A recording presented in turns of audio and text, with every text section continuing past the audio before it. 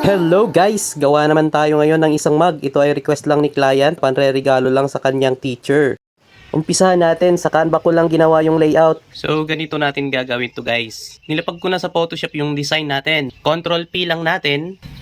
Yung gagamitin kong printer dito ay Epson 110 series dahil ito ang nakaset for sublimation kasi itong gagawin natin ay for mugs. And then click natin itong print settings. Then ito ang lalabas.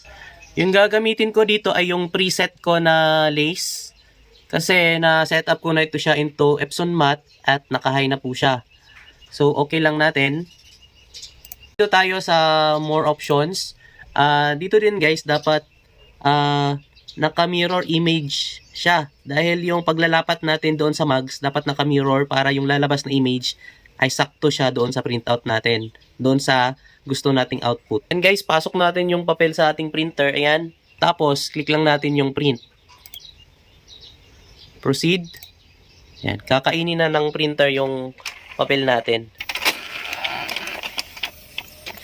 Kung napansin nyo guys, yung printer ko na L121 wala na siyang cover. Kasi mahirap siya i-troubleshoot kapag hindi nagpa-power on yung L121. Dapat kasi meron tayong tatanggalin doon sa likod ng printer para siya mag-on at ibabalik din natin.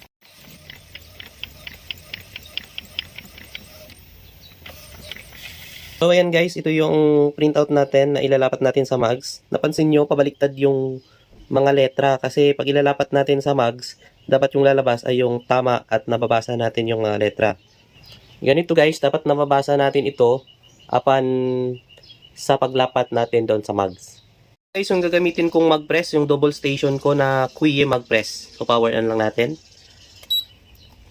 And so, sa mga hindi nakakaalam, yung settings natin sa mugs ay 220 yung temperature natin at yung time natin ay 150. So, ito yung ginagamit kong settings pag gumagawa ako ng mugs. Antayin lang natin maabot niya yung 220 na temperature bago natin isalang yung mugs. Kasi pag hindi natin naabot yung temperature, malamang hilaw yung pagkakaluto ng ating mugs. And guys, naabot na natin yung 220 na ating temperature. Susunod natin gagawin ay ilalapat na natin yung sublimation paper doon sa ating mugs. Ayun guys, lapat natin yung papel. Ganito natin siya ilalapat. Yan. Tapos check natin kung pantay na ba. At lagyan natin ng tape.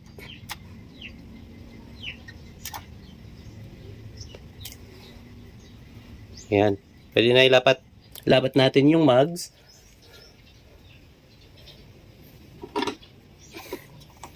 At press natin yung start. Ayan. Antayin lang natin matapos yung time niya guys. Tutunog naman yan pag natapos na. Ayan guys. Tumunog na siya. Tapos na yung oras. Off lang natin. Kunin natin yung mugs. Ayan. Tatanggalin natin ngayon itong tape. Ala, ingat lang kasi mainit. Ayan. So, ito yung output guys. Ayan.